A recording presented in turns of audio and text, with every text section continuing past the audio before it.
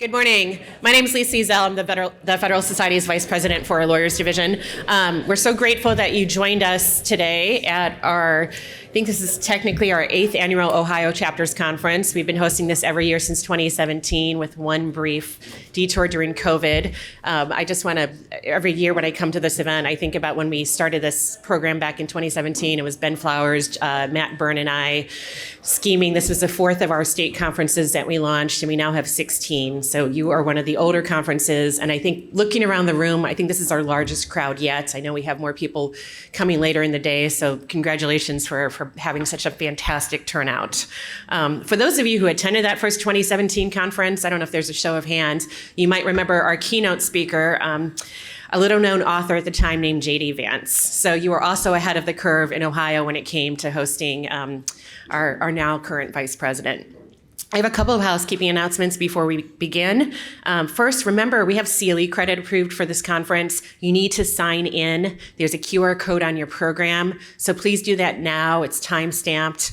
Our CLE coordinator, Alex Bates, will get back to everybody and confirm your attendance and credit next week. So if you have not signed in yet and need Ohio CLE credit, please do that. You can scan the QR code. If you have any questions with that or problems with that, feel free to see one of my colleagues at our registration desk.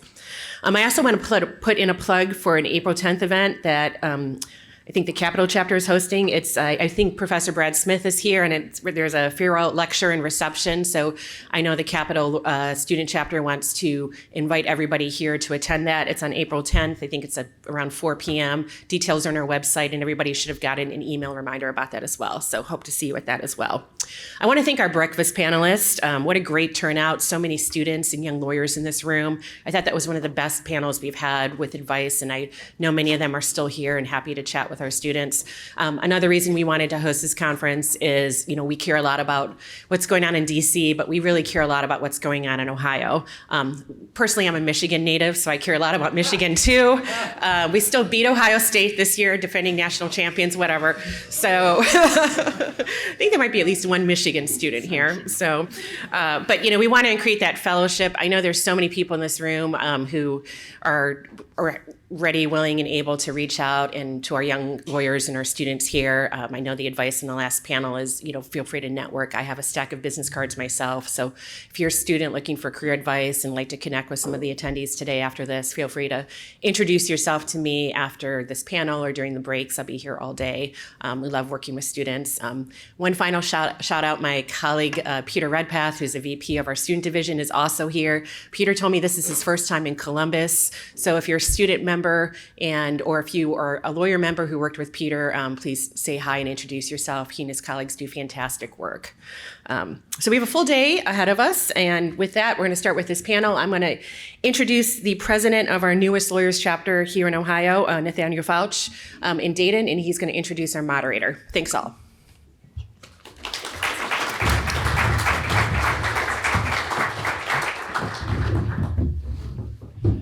Good morning and welcome. My name is Nathaniel Fauch, and I am the president of the Dayton Lawyers Chapter. And I would like to remind everyone here that Dayton is a short and easy drive from Cincinnati or Columbus, if ever you would like to join us for one of our events. It's such a blessing to be here today and to see so many friends, to see so many people generally. The Federalist Society has done so much for shifting the legal culture in this state. There's a lot of work to be done, but it's conferences like this and friendships and fellowship that really makes that difference.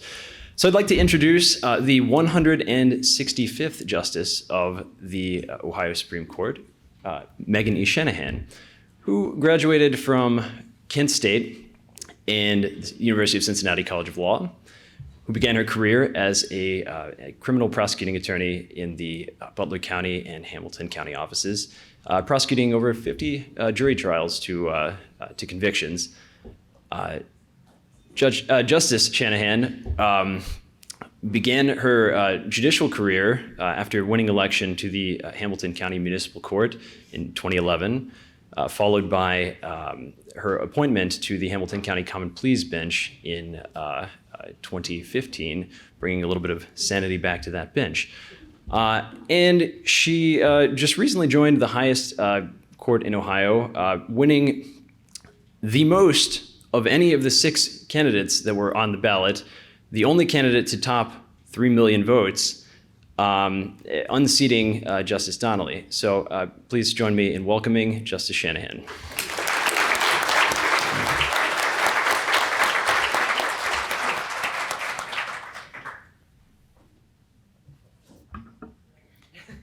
Thank you. Now, we'd like to have this be more conversational, and I do apologize. I was expecting that my colleagues here would also be introduced, so I'm going to let them introduce themselves because I didn't prepare their bios for you. So please. Yes, thank you. It's a pleasure to be here, and this is a very unique venue, so invite me back again, please. Having said that, I'm Lee Plakas. I'm a trial lawyer. I've been a trial lawyer for 49 years. That means I'm about 120 years old. So I've seen a lot, I've experienced a lot, and I've got some interesting takeaways and perspectives. I understand that this society encourages robust discussion. We may have some today. Hi, everyone. I'm Renu Mukherjee. I'm a fellow at the Manhattan Institute. I'm also a PhD candidate in political science, so I might be the only person here that's not an attorney or in law school, but very excited to be here. My research at MI primarily focuses on doing away with racial preferences, primarily in higher education, but also in government contracting and private employment, and trying to show the fallacies associated with these policies and DEI more broadly using a mixture of investigative reporting and also political science. Good morning. My name's State Representative Adam Mathews, District 56. That's in Warren County, just north of Cincinnati. And I've been chair and vice chair of multiple committees here in the State House, including pensions, health, civil justice, and judiciary. And relevant to the discussion here, I'm one of the co-sponsors of Senate Bill 1, which did a considerable overhaul and reform of higher education. My day job, I'm in-house counsel for Heartbeat International, married with 5 kids, 11 down to 10 months, and grateful to be here. Well, thank you all for being here. This is quite an honor to be in a room of, like-minded people who really care about Ohio and how Ohio, progresses. But we would be remiss to not visit our history a bit to see how it is that we got here. And I know that you all received the brochure and the program, but I think it bears reminding that for this panel, these are weighty questions. These are heavy, important questions for our current society to really figure out, because this is going to impact the generations to come for many years.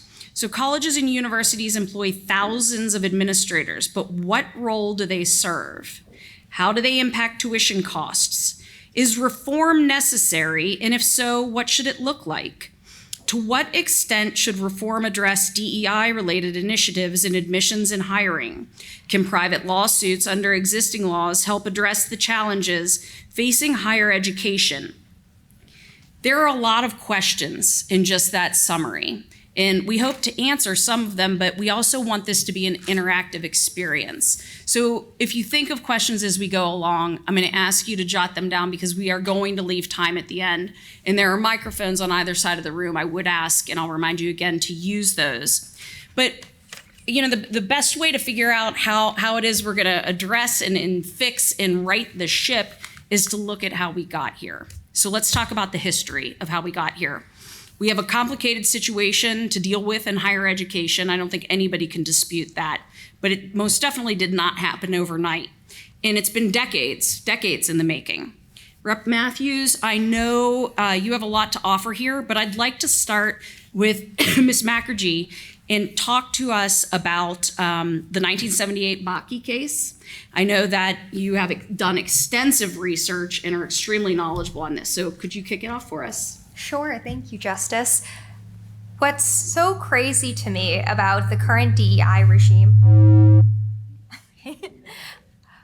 what's just so astonishing about where we are now is that in political science, they often tell you not to attribute a decades-long phenomenon to a single political actor. But I think in the case of the diversity regime in higher education broadly, and also specifically with respect to college admissions, you can attribute much of the current DEI industry and where we are now to Justice Lewis Powell's concurrence in the 1978 case of Regents of the University of California versus Bakke, in which he laid out a theory sort of off the cuff that within the Constitution, there was this interest in diversity, bringing, many different aspects of the law together, saying that because universities have a compelling governmental interest in diversity, which he, in that opinion, construed broadly.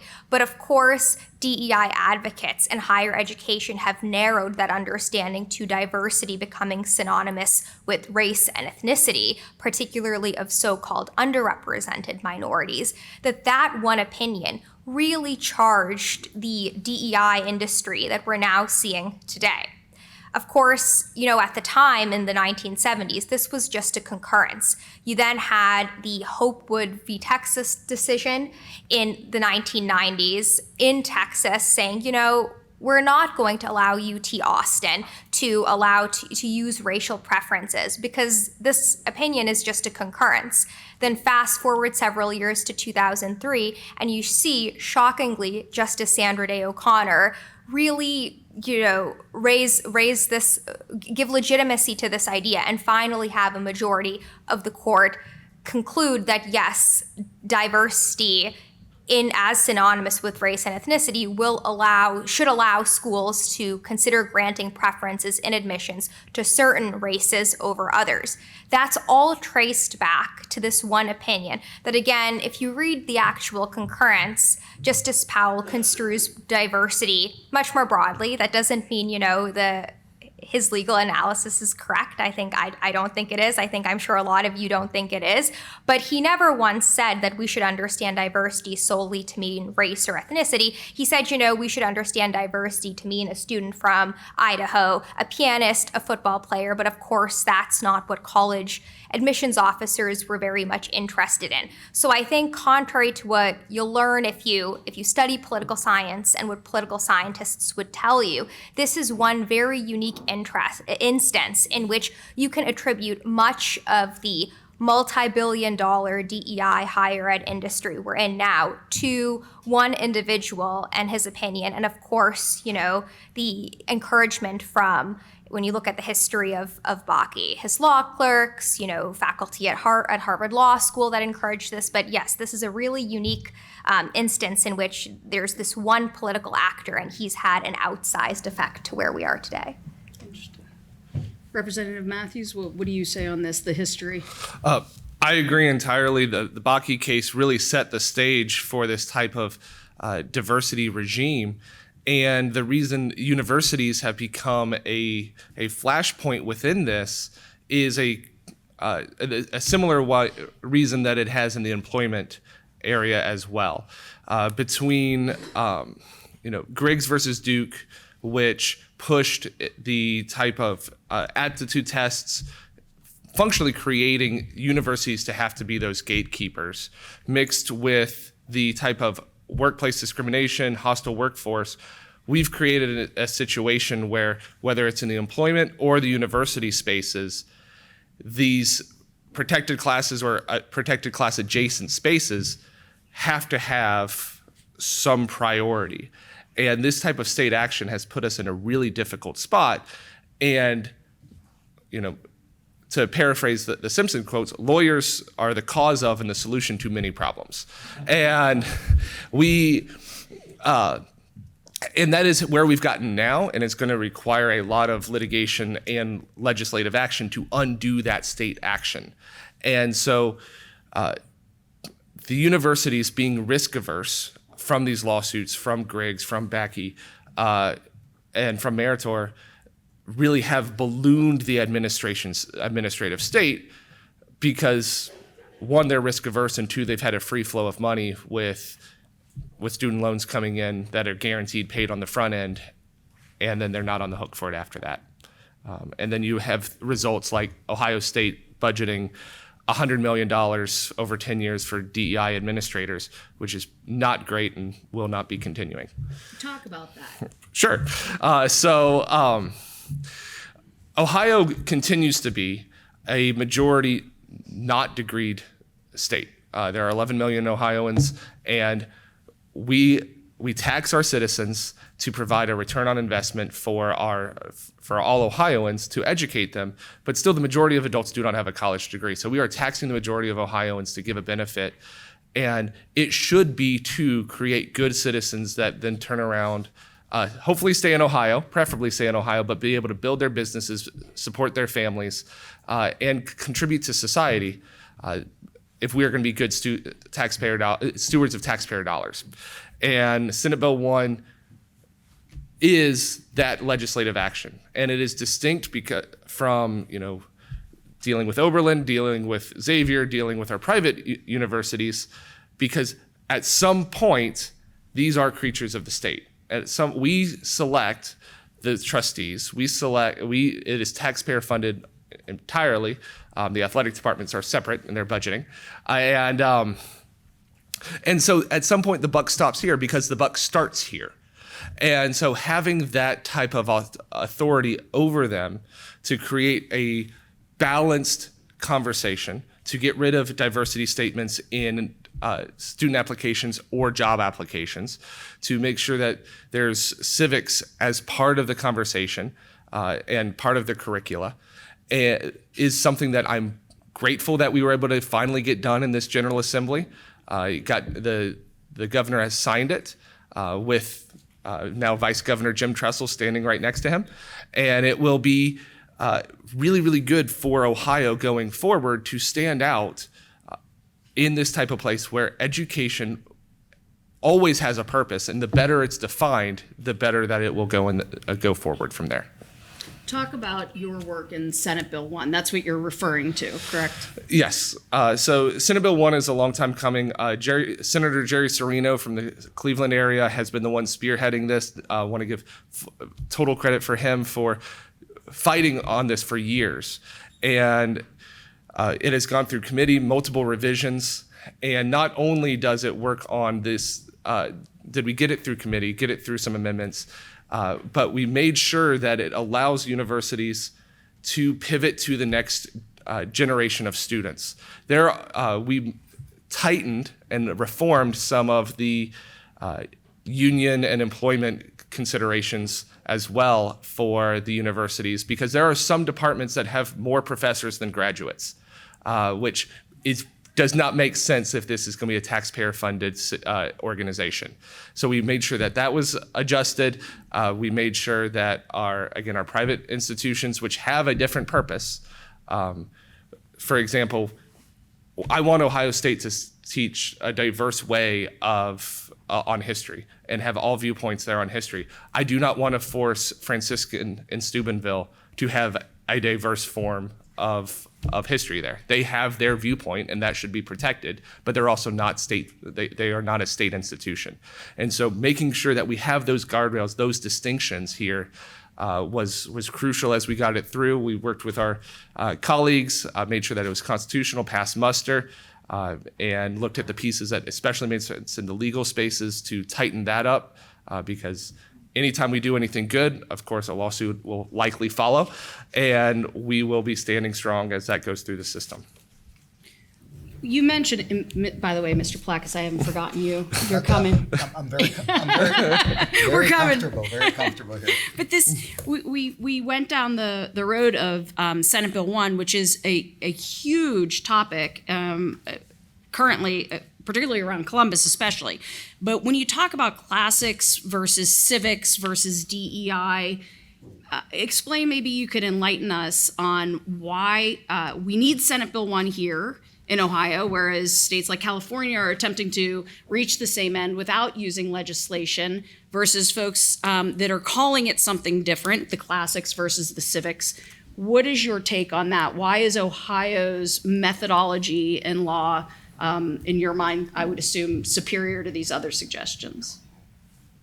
Mr. Mathews, that was still free. I thought it was for. Apologize. I thought it was Mr. Plakas. I believe part of it is state action got us to this problem. State action got us to this situation, and now state action needs to correct that.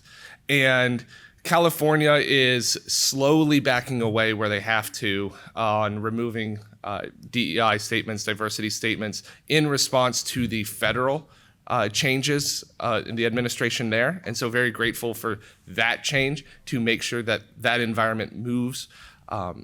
Everyone responds to incentives, and with the attitude in Washington, D.C. on student loans, on diversity, DEI in corporate, capital letters, DEI.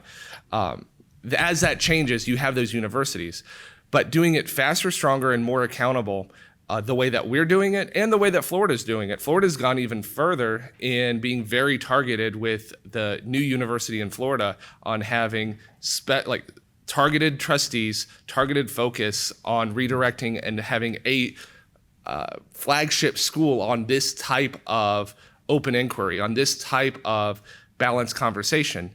And we're doing it a different way here in Ohio for all 14 institutions of higher learning here, having the Senate Bill 1, as well as, despite some protests from student government, putting in things like the Salmon Chase Center at Ohio State, putting in these local departments, local schools within the universities that champion freedom of thought, have a different way to getting to tenure, make sure that of hiring. And this is why we have this laboratory of democracy, these ways of trying to have different types of policies. I think this works especially well here in Ohio, where we have this type of distributed power and a tradition of local control working through the university system. Ms. Mukherjee, do you agree with that assessment? Yes, I completely agree with everything that Representative Mathews has said. Ohio is really doing yeoman's work, really trying to solve the problems associated with DEI and not simply from my perspective of what I study, which is, divvying individuals up by race and ethnicity so flagrantly in violation of both the state constitution here and then also, of course, the U.S. Constitution. But also, I think something that Senate Bill 1 really tries to nail down, and this is, I testified in support of the legislation a few months ago, and kind of what I actually focused my testimony on was trying to return a lot of free speech and do away with coercive speech within public higher education in Ohio. You see it specifically, at Ohio State University through some of my own investigative reporting, the investigative reporting of my colleagues at MI, John Seiler, Chris Rufo, that a lot of times in particularly humanities classes, but also the natural sciences, students are feeling pressure from their professors, from their fellow students to sort of, propagate DEI orthodoxy, leftist orthodoxy, even though that's really not something that they believe in. And of course, those on the other side would say, oh, well, you don't have to believe these things. You don't have to say those things. But when you're an 18-year-old student, you're a freshman, you're in your first year of college, you want to do well, there is that sort of element that I do have to go along with my peers, and I do have to, please my professor. And so I have to say these statements. And you're really only giving one viewpoint. So that's where I think Ohio's legislation with Senate Bill 1 is really unique and something that, other states, Arizona, Florida, et cetera, really should emulate with respect to this legislation. Is it's not just about restoring merit and colorblindness in public higher education in the U.S., but it's also going back to a tradition of freedom of thought and speech and curiosity, which is what the purpose of higher education should be and historically has been. I want to echo and follow up on one element there, that our friends on the left often can see a power disparity as a reason for protection, whether that's unions and manager and employee negotiations or in the sexual harassment zones or any place like that. But in a situation where you have professors holding over the head what is proffered to be the credential that will open up your life's opportunities to you, that they don't see any risk of power imbalance there. And in our hearings, we heard that some professors, as they were trying to defend their right to strike, after everyone's been paid after everyone's been there, they were asked, would you strike, would you walk out and jeopardize your students not graduating because you walked out? And they said yes. And that type of power differential there really does stifle that freedom of thought in the classroom. Now, Mr. Plakas, you are sort of where the rubber meets the road for all of this. We're talking about a lot of really intense, good ideas, big thoughts, but you've dedicated your career literally actively out there seeking justice and fair compensation for your clients. So you're dealing one-on-one with people who have been affected by these situations. Obviously, your work in the Gibson Brothers versus Oberlin case is legendary. I'm sure everybody in this room is familiar with it. So talk to us about the impact of that case, but also the issues that we're discussing here with the universities and Senate Bill 1. Sure. Do I have, this is my closing argument, I have 2 days for this? Yes, it is. So that's, 2 days. I think that's what they gave me in Gibson versus Oberlin. And I had more to say, actually, after that. So there's obviously a number of issues. And to be somewhat controversial, I have a lot more faith, and I believe a lot of our colleagues that toil every day in the courtrooms in front of juries have a lot more faith in the common sense and efficacy of jury verdicts and jury guidance than in the blunt instrument of legislation. And part of the reason that this has even crystallized more in the last few years, and this is before Representative Mathews came on board, and I'm sure he's going to make our legislature a better place.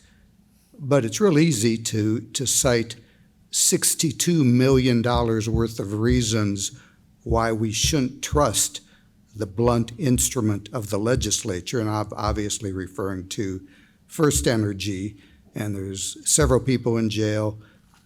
At least 2 have committed suicide. Others are going to get their due. So I think a lot of us who have at a high level litigated have formed a lot of confidence in the common sense and wisdom of jury verdicts. Now, no system, of course, is perfect. The headlines are the cases that are the aberrations, but the people that know the system and know juries do have faith in it. I said to Justice Shanahan, the dream of every trial lawyer is to be in front of a judge who has tried cases, as Justice Shanahan has. So I'm here, I guess, because of the Gibson verdict. It was a 6 or 7 week trial. The result was $44 million at the trial court level. And we did get a full-blown view of what happens behind the veil, behind the curtain. And if Oberlin and its administration are emblematic of higher education in this country, we're going to go to hell in a handbag, and yeah, you know the rest of it. But what I think is there's a whole lot of lessons that we've learned in terms of the Oberlin case. You know, the one lesson is that there's a warning for all of us. The reason Oberlin and its administration went sideways, and at my age, we're allowed to say just about anything we want, right, Justice Shanahan? Right. So I'm not sure if it's impolitic or not, but they were crazy. They're loonies. But the risk is that they look at you and say, you're crazy and loonies. And we learned from Socrates, if you've read him, that, and even if you read the Cliff Notes, I'm not sure, do they still do Cliff Notes? They did when I was in law school, and that was in '76. My younger colleagues say it was 1776 when I graduated. It was actually 1976. But the Cliff Notes version of Socrates is that we are not right all of the time. And when we pass judgment on DEI or anything, we're not always right. And Socrates, the other thing he said, when we demonize on either side, nobody here innately, no one anywhere wakes up one day and says, I'm going to be wrong today. I'm intentionally going to be wrong. Or I'm intentionally going to do something bad that is not justifiable. We always justify those things. So, but I think one of the primary lessons from Oberlin, I'm sorry to talk so long, is the administration of Oberlin, and maybe the entire community there, was in an intellectual cocoon. And intellectual cocoons, any cocoon is safe. It's desirable. And genetically, don't we all want to be safe? Don't we all want to be comfortable? Of course we do. If any of you say, no, I don't want to be safe, I don't want my family to be safe, I don't want my family to be comfortable, you're lying to yourself, you're lying to us. So the problem with an intellectual cocoon is that you don't let opposing thoughts enter into it. And as lawyers, we should be ashamed of ourselves if we think we're always right, and if we don't let opposing thoughts come into play and consider them. So, for example, DEI. Lawyers are wordsmiths. So what are the words? Let's start with diversity. All of a sudden, diversity, we may say, is a bad thing. And diversity in any aspect of our world is good. If you're a manufacturer, you want diverse product lines. If you're a farmer, you want to diversify your crops. In fact, you don't plant the same crop every day in the same area.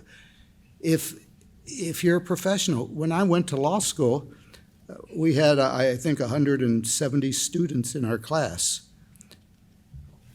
We had, forgive me, Justice Shanahan, I've tried to remember, but I think we had between 5 and 6 women in our entire class.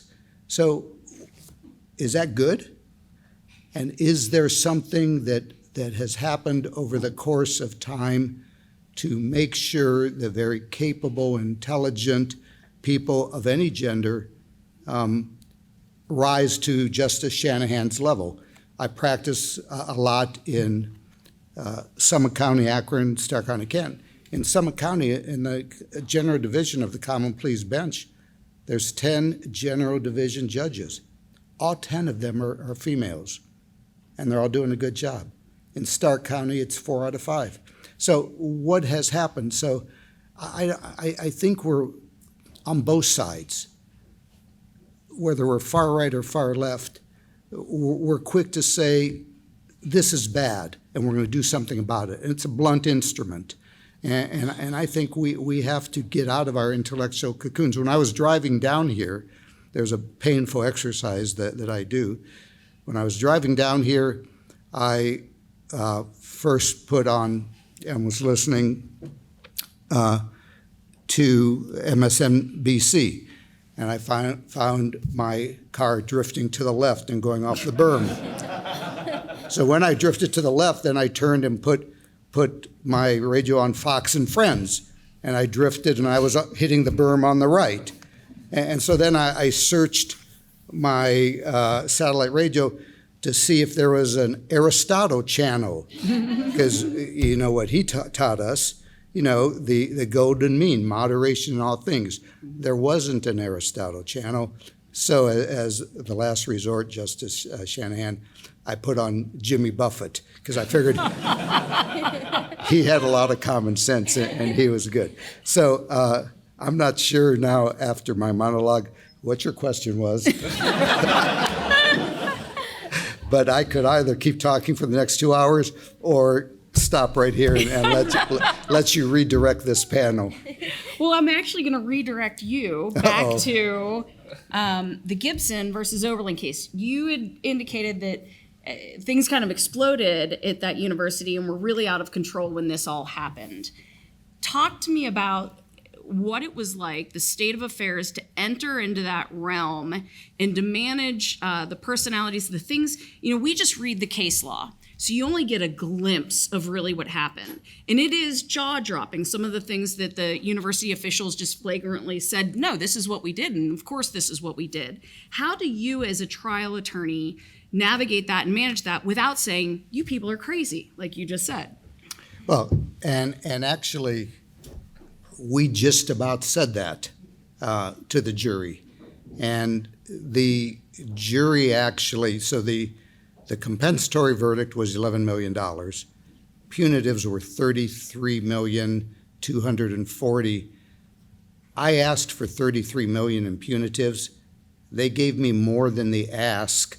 I don't know if that was for cab fare or something.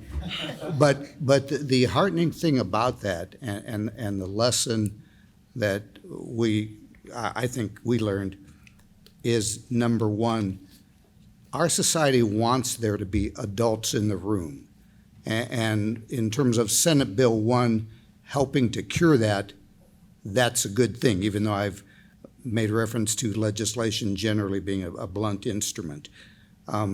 So they taught us that. They taught us that truth matters. And in this era of social media and everyone saying anything they want, we had a unanimous verdict. And it was split. And it was Lorain County, and Lorain County is 50-50. And every campaign comes down to 51-49, 49-51 on national elections, et cetera. But the administrators, and we started our case, and we didn't put any of our witnesses on for, I think, the first week. And it's a 6 or 7 week trial. But we called as if upon cross-examination every administrator that we could get our hands on, or that was relevant, of course, to the case. And they were foreign to the jury. They were in their own cocoons.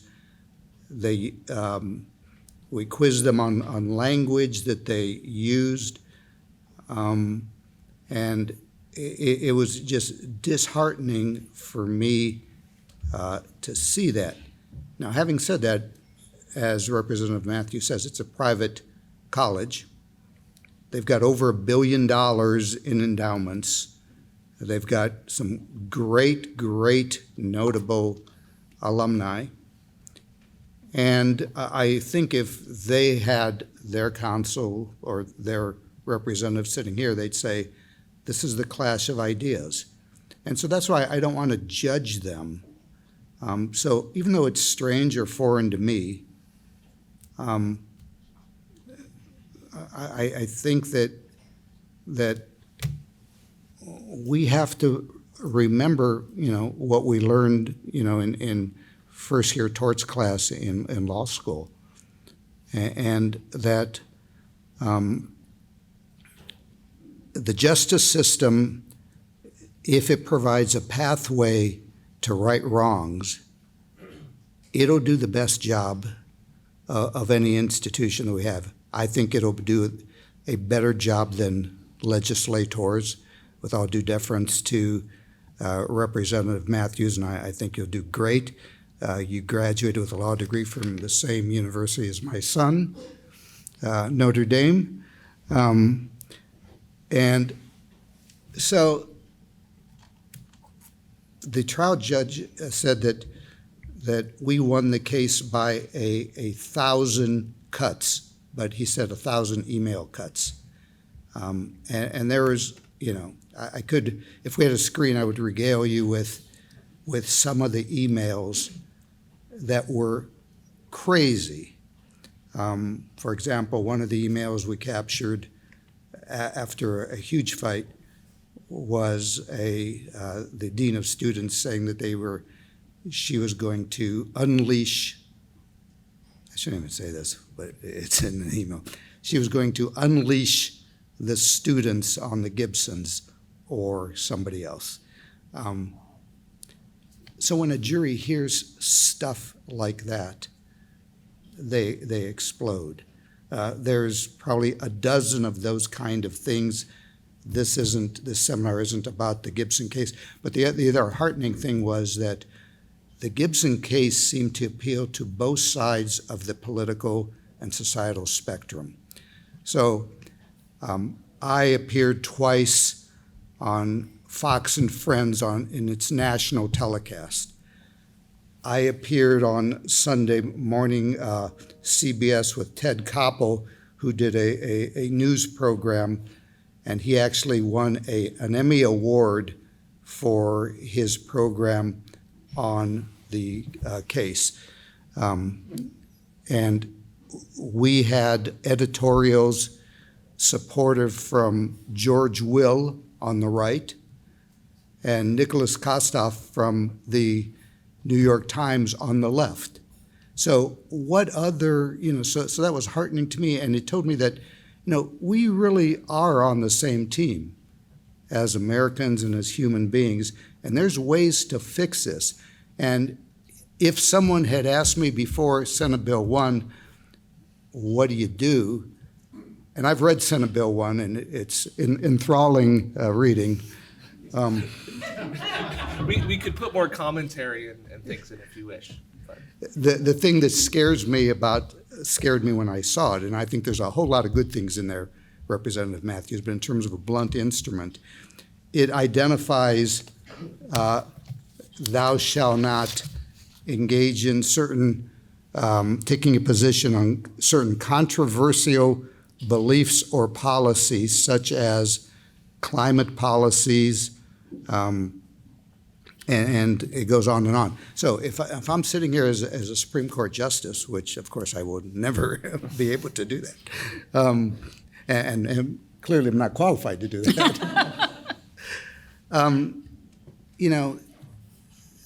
If there's a violation of the mandate that thou shalt not engage in or take a position on controversial beliefs such as climate policies, politics, foreign policy, DEI programs, immigration, marriage, or justice, any belief or policy that is a subject of political controversy, that should be an easy thing to determine at a Supreme Court level.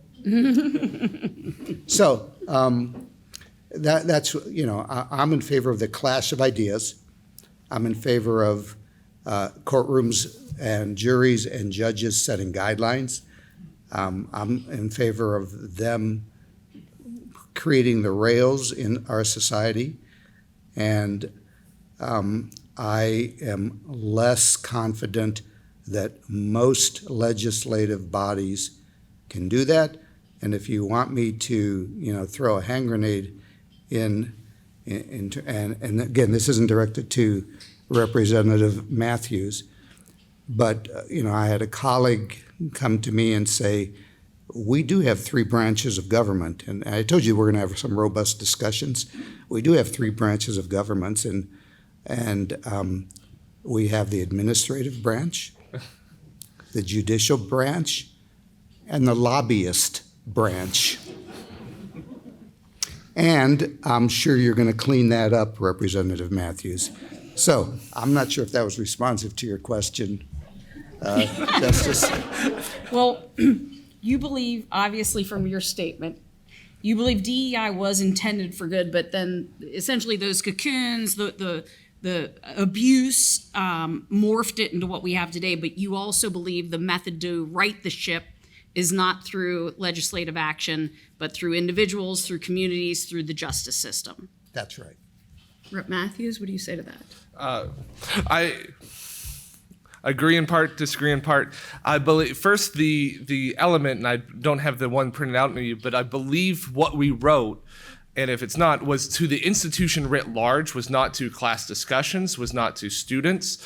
And so it is different in kind for the university to put out a statement on, divestment from Israel versus having a discussion inside your philosophy or foreign policy class on that. That is an entirely different in kind, especially if we're going to have a taxpayer-funded institution. And so I feel more comfortable on that. Whether the open-ended on political question, that will be hashed out as we go through. But we wanted to make sure that institutions could, right now, and this is a question, I'm not sure it's a great idea, but right now in Ohio, we do have the government entities can lobby for their own interests. And so if we didn't ban the universities from coming to talk to us during the finance committee on whether to cut their budgets, so I'm sure the institutions would want us to not do that. So that is why it is limited to those political questions rather than entirely. And the other side picked diversity, equity, and inclusion because it sounded good, because generally we like those things. Diversity, as you mentioned, is that the robustness of thought. It's somehow morphed into people having different melanin contents but all believing the same thing, which is not true diversity. But to have an actual diversity, as mentioned in the concurrence, as you said, to have different backgrounds, different situations, but it doesn't mean diversity in all ways. It's not a diversity of good students and bad students. You still want good students. So having that type of equity, I don't know was chosen. That's a mortgage term. Equality, I think, is what they were going for, but knew that was that would have been an Achilles heel of, no, this actually isn't equality. And of course you want inclusion, you want people coming to the table to have discussion, but this is not where DEI metastasized into a grift and a racket of choosing victims and victors and inverting those as necessary. And this is what's been in the milieu for the last 20 years of this type of DEI by different names throughout. And I'm glad you mentioned the scandal, because that's what necessitates blunt instruments. Things going too hard, as you mentioned in your explanation of your analogy of driving to the left and then driving to the right, we just did get rid of the last vestiges of the House Bill 6 scandals, got rid of those subsidies for out-of-state power plants and move that. But in the same way, when our institutions throughout the schools do things like University of Cincinnati having a free speech zone that's smaller than this room, where students can go protest and have varied thought, the stewards of those institutions put the entire entity and project at risk of a blunt instrument coming in. And you're right that often the legislature can come in heavy. The government often comes in heavy as a large hammer. But that's in response to large problems that were there. I have a window in my house that is still broken for an overreaction because there was a fly buzzing around and I hit it with my open hand and my wedding ring hit the window, and now the window is still broken.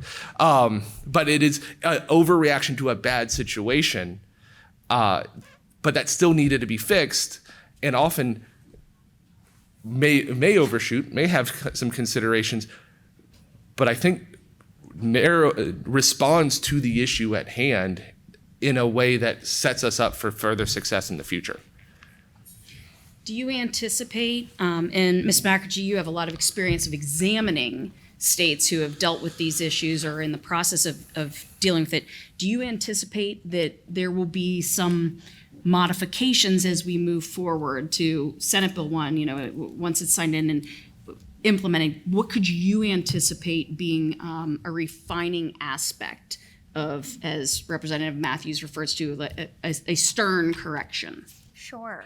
So I think the comments by both Representative Mathews and Mr. Plakas is, they're well taken, and I do foresee, there's already hints of challenges if you look at, different local papers here, not in Ohio generally, but also in Columbus specifically, about potential free speech challenges that faculty, for example, in the humanities will try to fight out in the courts. I do think, however, Representative Mathews' point about the distinction between student and faculty speech and then formal positions taken by public institutions of higher education is the key distinction.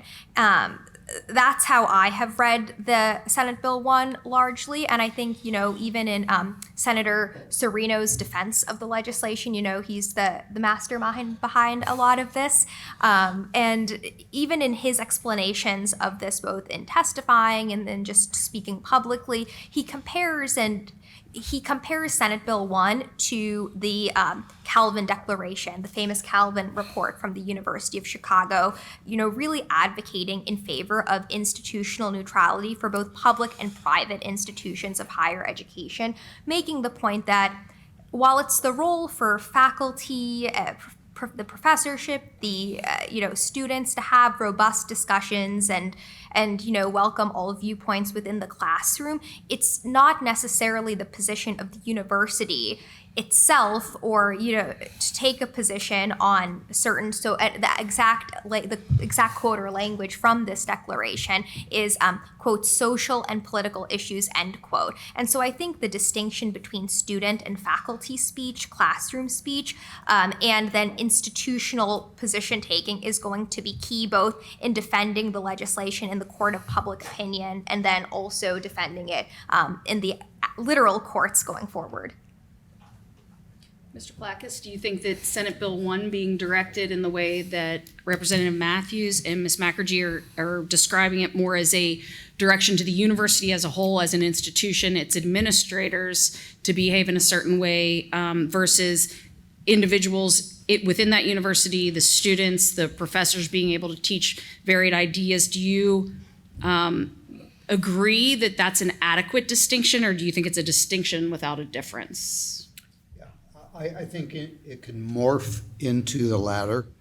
I agree. I don't think the institution should go out and make a declaration on behalf of the institution that they are in favor of this or that or that. I think the slippery slope, the distinction without a difference that is going to be hard to adjudicate is, what goes on in the classroom. And I would like to think that as the school is a place, the college is a place where we teach our young people how to separate the wheat from the chaff. And I have 3 children. One of them is noted as went double domer to Notre Dame. Private school. Another went to DePaul in Chicago, which is a private school. All 3 of them have advanced degrees, but I never once worried. And just to complete, the other one went to University of Connecticut and then Ohio State and Akron. But I never once worried that my children would somehow be polluted or poisoned by a professor in any of those schools, because I feel that we as a family had armed and prepared our children to be able to separate the wheat from the chaff. And if we are so afraid in a society of a once a week, 1 hour classroom experience changing and poisoning and ruining our children, then we have bigger problems. I would like my children, and I wanted my children to be exposed to every potential difficult situation in college, because when they get out of college, there's no safety nets. So I'm afraid, back to the blunt instrument, that I agree totally. The university should not put out billboards or make statements of positions. But the moment we start peering into the individual courtrooms, so are we going to have an observer in each courtroom to detect whether or not the professor is hinting at a position on a controversial subject? Controversial means anything that's a political controversy, which is anything in the world. So if we're trying to encourage free speech, does this encourage it or discourage it? Or does this create so much uncertainty that we don't really know what we're doing? So we learned in law school, the clash of ideas ultimately results in something that's the best thing for society. Anything that prevents a clash of ideas and a robust discussion like we're having right now, we find a common ground. I said I'm not enthralled with Senate Bill 1, but right here you've seen organically that I agree with some of the purposes and the creation of Senate Bill 1. So the answer to your question, I think it could morph into a distinction without a difference. Yes, sir. Mathews. Thank you, Justice. And I agree. If this morphs into compelled speech or something there, then we need to turn around and use that blunt instrument to hammer it back a little bit. But you mention another piece of Senate Bill 1.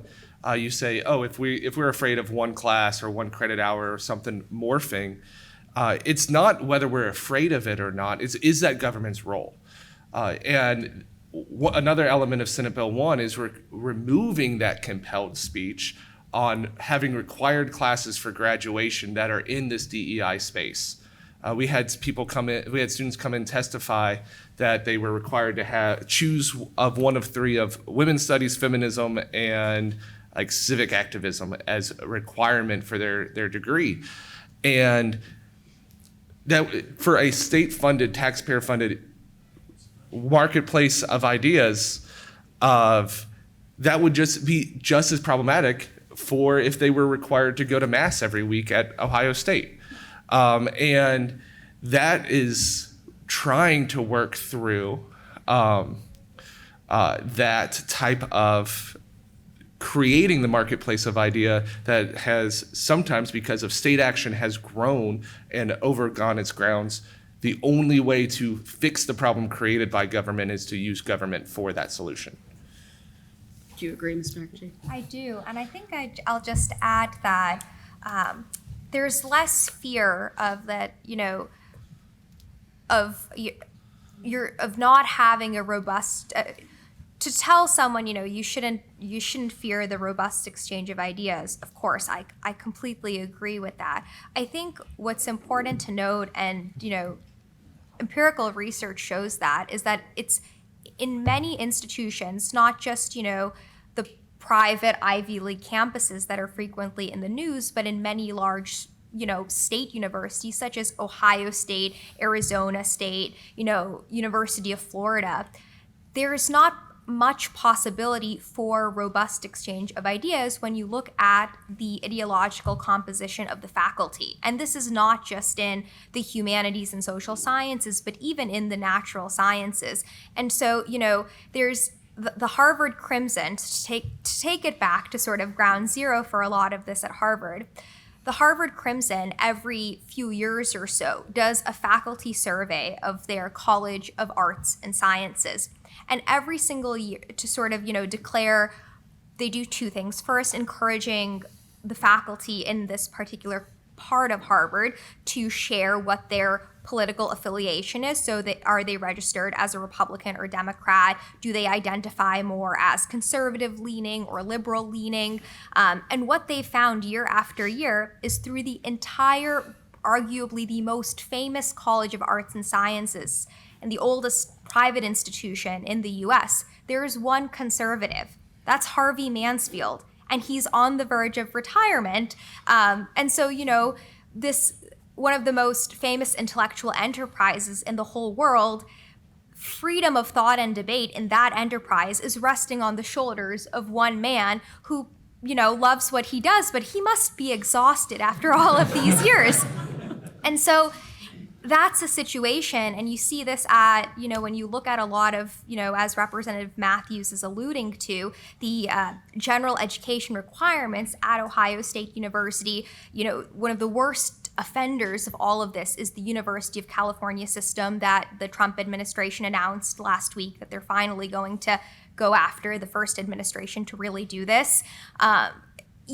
We can't really even begin to have this robust exchange that higher education is meant for when the composition of the faculty is just, so lopsided that you have one conservative, in an entire college on campus and, hundreds and hundreds of liberal and progressive professors, not just in the humanities and social sciences, but also in the STEM fields. And so I think, and the last point I'll say on this really briefly, as a political scientist who's gone through a doctoral program and has been often the lone conservative and wants to engage in legitimate social science research on these controversial issues, I'll say that in trying to fix this imbalance in the academy, you're deeply discouraged to stay true to your conservative bona fides and then also to even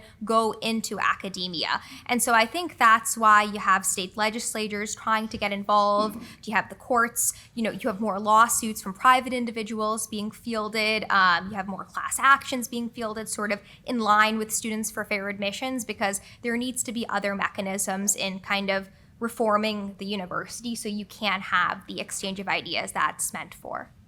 Do you believe that the president's directives to these universities has the ability to accomplish that? Some say it'll hinder it. What's your position on the directives that are coming out? I'm extremely optimistic with everything that the Trump administration is doing with respect to higher education reform on issues of DEI, on combating anti-Semitism. What's so funny is that from Bakke, so from 1978 to today, no prior Republican administration has really tried to do away with racial preferences and then the DEI industry that has arisen out of that until President Trump and Vice President Vance in the second iteration of the Trump administration.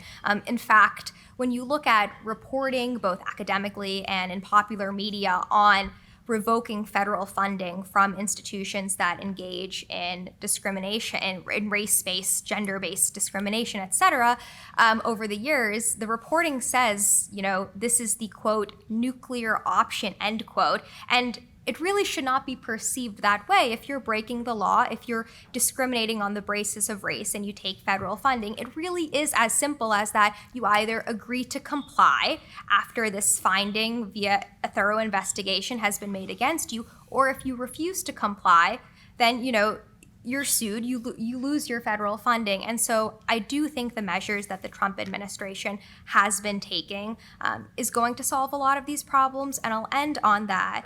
I think, and I've written about this, conservatives get a bad rap for saying, and I advise against this of, we don't support diversity. We think this is all bad. I don't think that's the case. I think, conservatives appreciate diversity properly understood.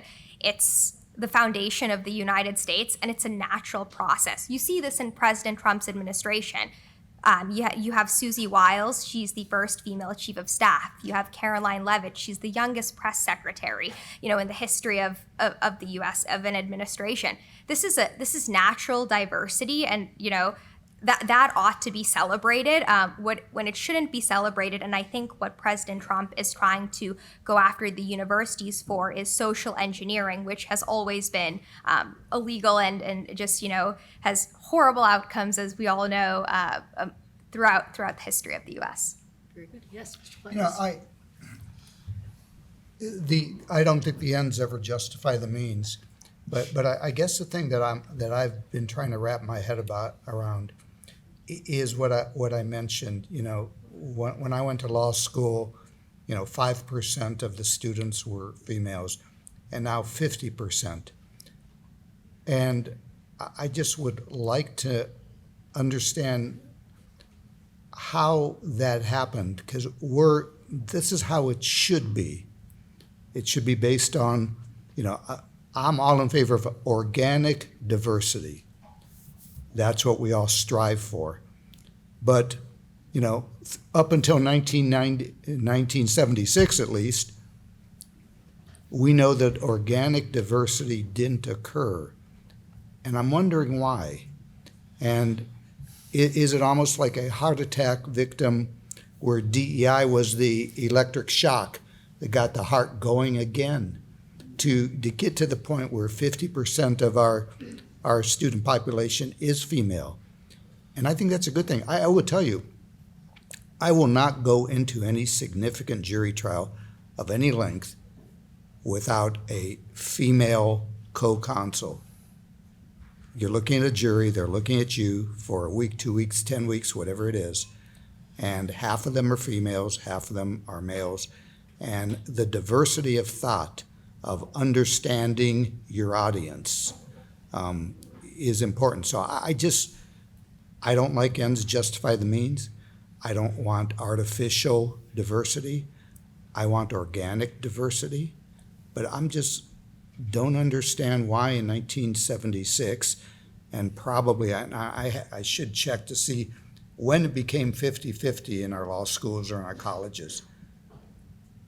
There was something going on, something beneficial caused our communities to be more diverse, and we've all benefited from that. So if anyone has the answer to that, this panel will leave and allow you to come up right now and tell us that. But, is it bad that 50% of our student population is female? Is it bad that we have female, I guess you told me I could say anything I want. Is it bad, ladies and gentlemen, that we have female justices on the Ohio Supreme Court or the United States Supreme Court? And how did that occur? Don't you think part of that occurred from our society in general coming to the realization that women, in fact, have a place outside the home and outside of being child bearers?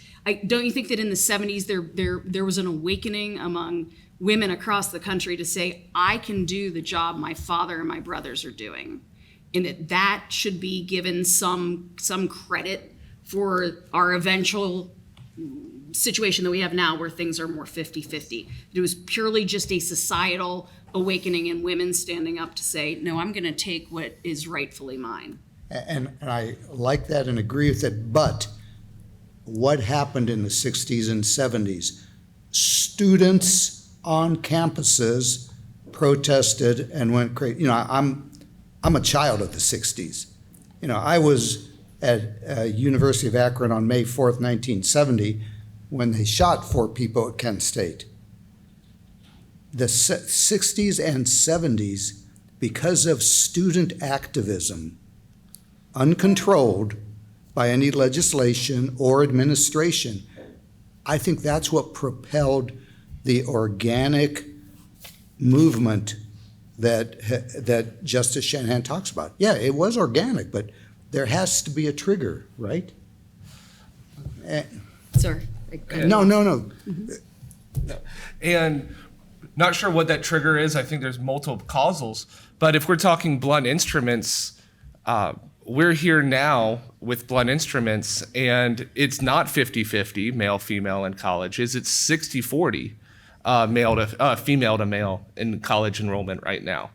So you want to turn that back? No, but if we're going to ask what the questions is what got that there, and going off your comments, I am very hesitant and skeptical of disparate impact.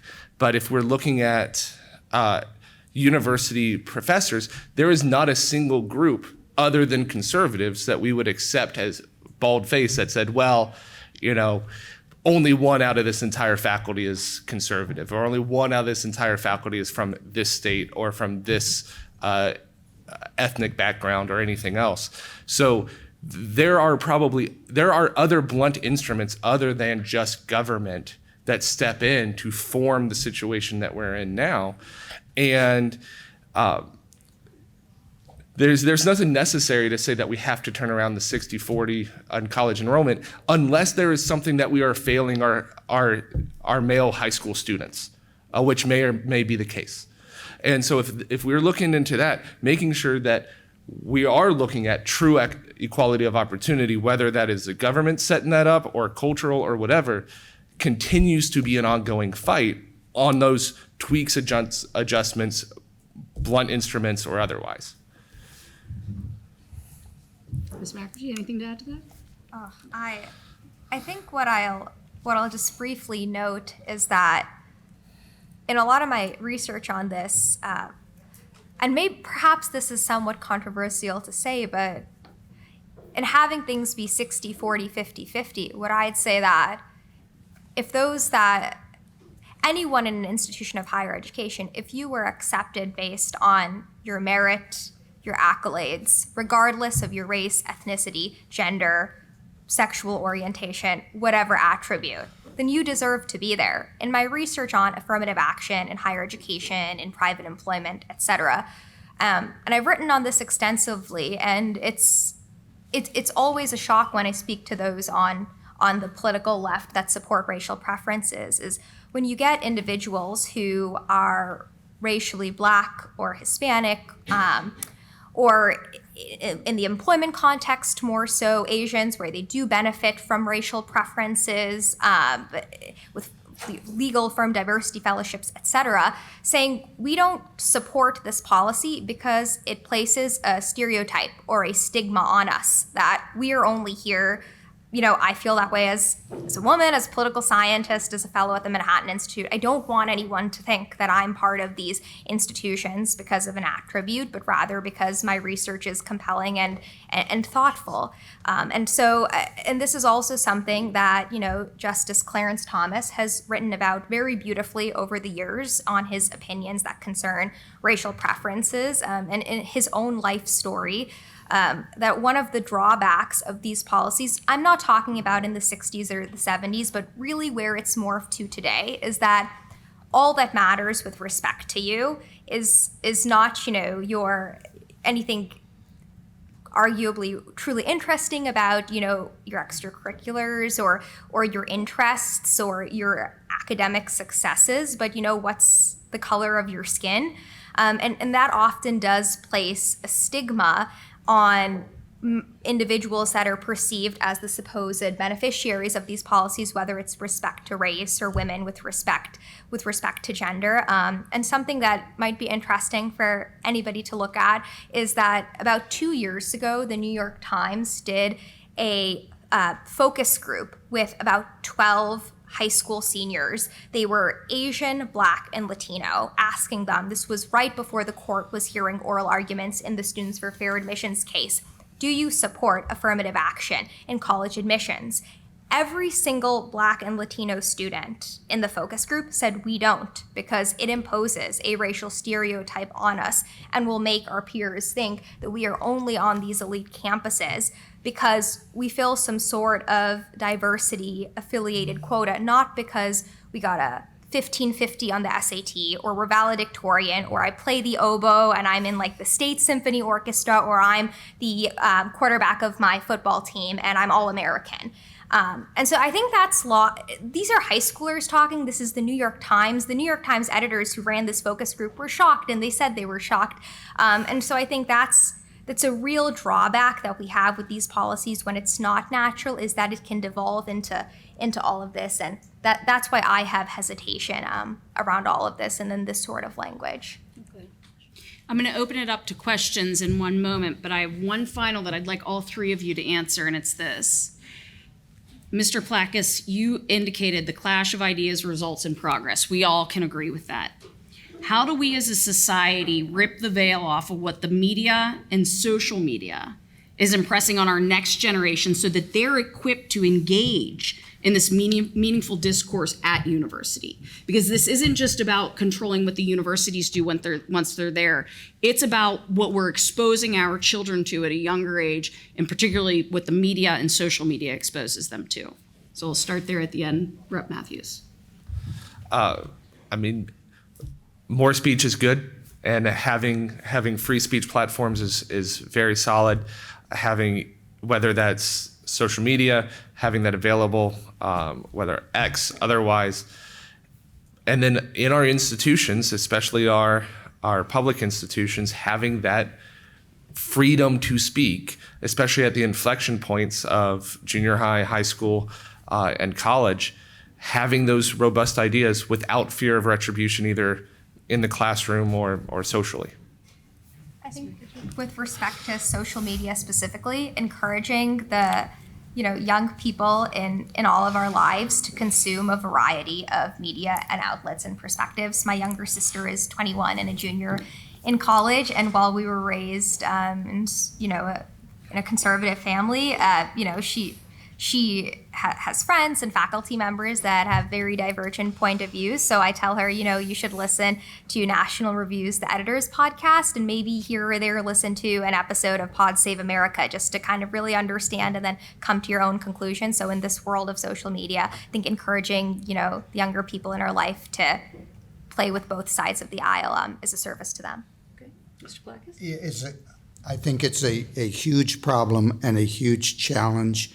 And I worry about the younger generation. I have 11 grandchildren, and I think the challenge of raising children in light of social media, the only answer is I think the family has to step up. They have to teach critical thinking, and that's another word now that has been denigrated, but the critical thought process of being able to separate the wheat from the chaff, which is why I resist anything that can water down the clash of ideas. We've got to be able to critically think and figure out what's bullshit, on social media. I'm not allowed to say it in the courtroom, although I did a couple of times. And I don't think I appeared before you on an ethics grievance or anything. So. Not yet. Not yet. Well, great. I hope there are questions from the group. I'll remind you, go ahead and use a microphone. We've got folks queued up. Is it on? Hi, Matthew Heberin. I am a trustee at Lakeland Community College, which is actually in Senator Serino's Senate district.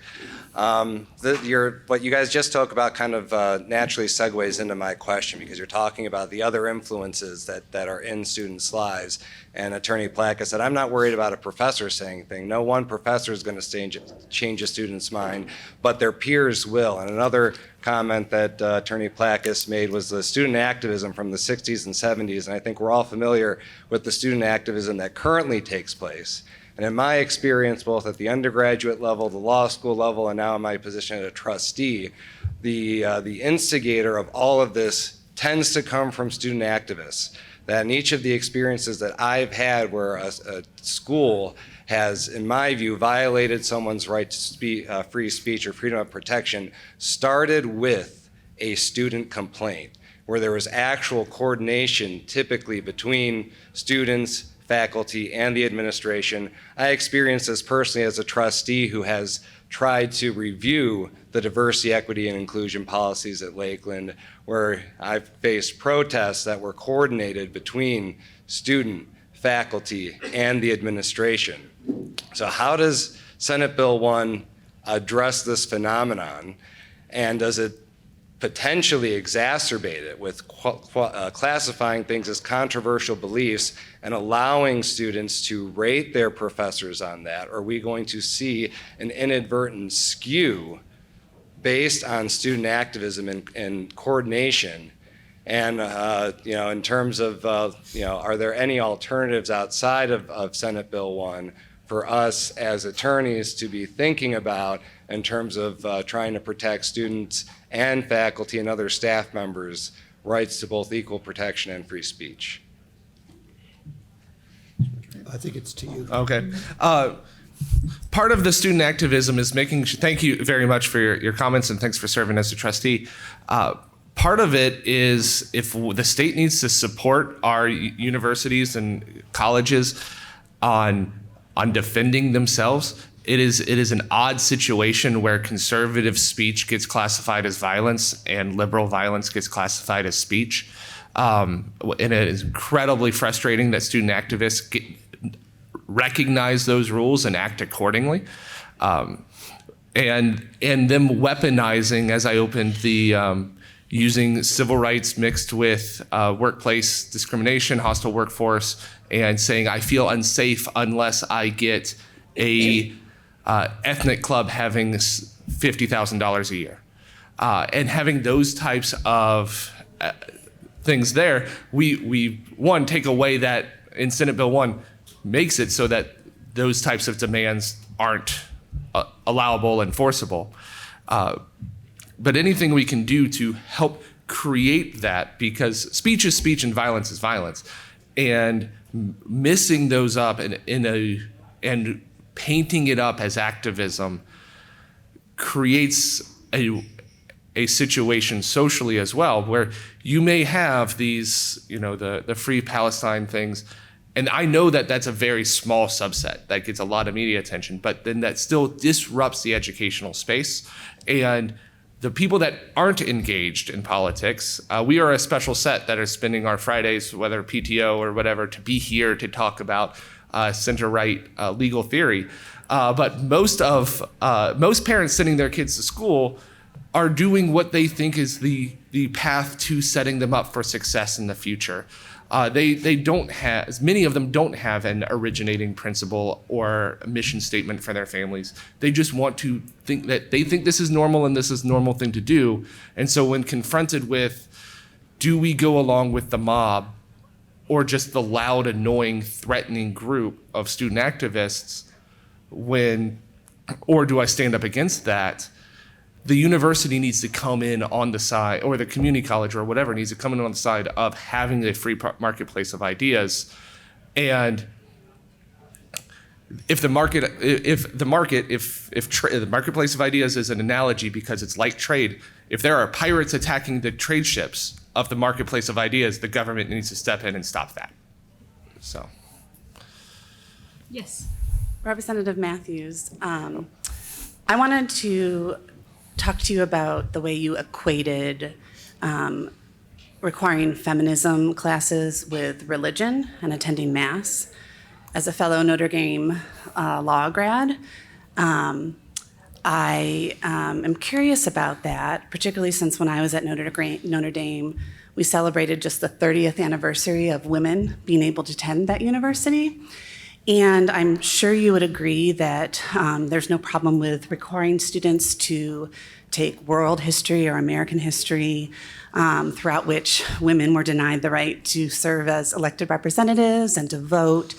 And in fact, feminism, I think, captures what Justice Shanahan was referring to as the movement in the 60s and 70s that recognized that women could work outside the home and educate themselves. And so I'm just really curious why you consider feminism to be akin to religion as something that is controversial and not appropriate for general education. Thank you so much for the question, and go Irish. The element is, it is a distinct worldview on that. And while there have been multiple waves of feminism, what you have described is the broader one that just about everyone agrees to, of having equality of opportunity to society, to the workforce, to self-determination. And that is not often what is taught now as the feminist class that says, that sets the sexes against one another, that has a different type of, in a religious type of concept, having an original sin of being born male versus female is akin to religion, of everyone having an original sin that is redeemed in a different way. And the current type of feminism, that is the way that the original sin of being born male is redeemed, is becoming an ally of the intersectionality of the current flavor of this third or fourth or fifth wave of feminism. That is the expansive, that is the more expansive, the more distinct definition of feminism that I do have concerns with. Is the American dream a religion? The American dream of taking care of your family, of taking care of that. How does the world? No, the American dream is not a religion. I see. And do you think that there might be differing views in the marketplace of ideas about this position? I believe that there are, but requiring that from a taxpayer funded to have your general studies, to have that go through, especially when we are dealing with people that going into debt for 4 years, of having a certain amount of required classes, of having right, but this type it's fine to require students to take world history or American history where one particular viewpoint is presented. Senate Bill 1 specifically says that no specific viewpoint is required for world history or American history. And your engineering students don't have to take world history, but they would have to take these types of these viewpoint classes. Thanks. Thank you. Oh, sorry, we're only allowed one more, but we will all stick around. I just volunteered them. If any of the rest of you want to come up and talk with us, go ahead. Hi, my name is Matthew Bedelma, 1L from Akron School of Law. I just wanted to ask a quick question relating back to the topic of the male-female gender divide that's currently facing our higher education institutions. Currently, the trends are 60-40 female to male.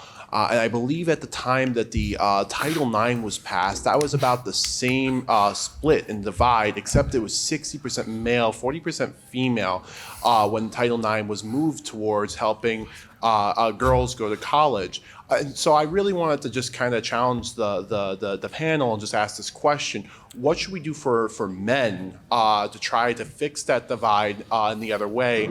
Should there be more, I don't know, empowerment, or I don't think guys really are receptive to that sort of language, but should we be focusing on academics, on education, on programs for guys to get them more interested in an education, in going to college, in becoming future leaders, and what sort of things, how does SB 1 or other solutions help bring about that change to help guys get, back into the game, for lack of a better way of saying that?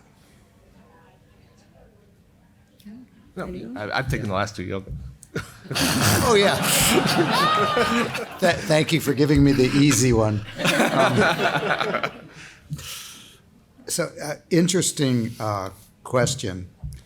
And I think that pendulums, social pendulums, environmental pendulums, economic pendulums, always flow back and forth.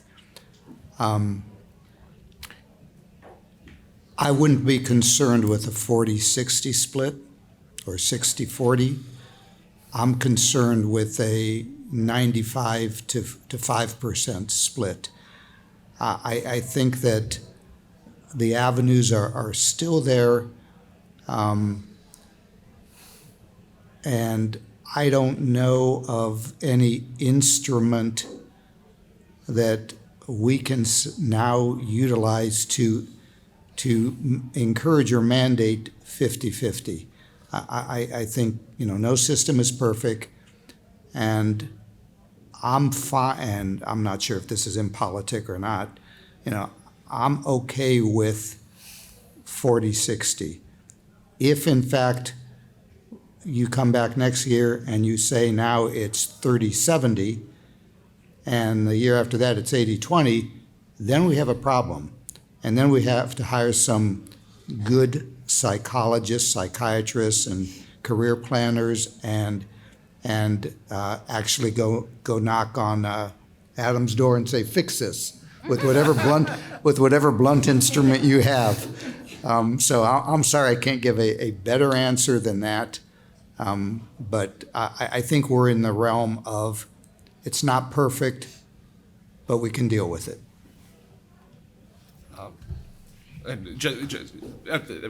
Just to follow up on that quickly, the if is a big one. It's like, what is causing that? If it's because men are seeing that college doesn't make sense financially with the trades, and so they themselves, out of their best interest, are opting out, maybe that's an option. If it's because in high school they're dropping out of the economic pursuits because reading or the classroom setting is failing them, then that's bad. And that is going to have to be something that we determine as we go through. So. Thank you. Thanks to our panelists.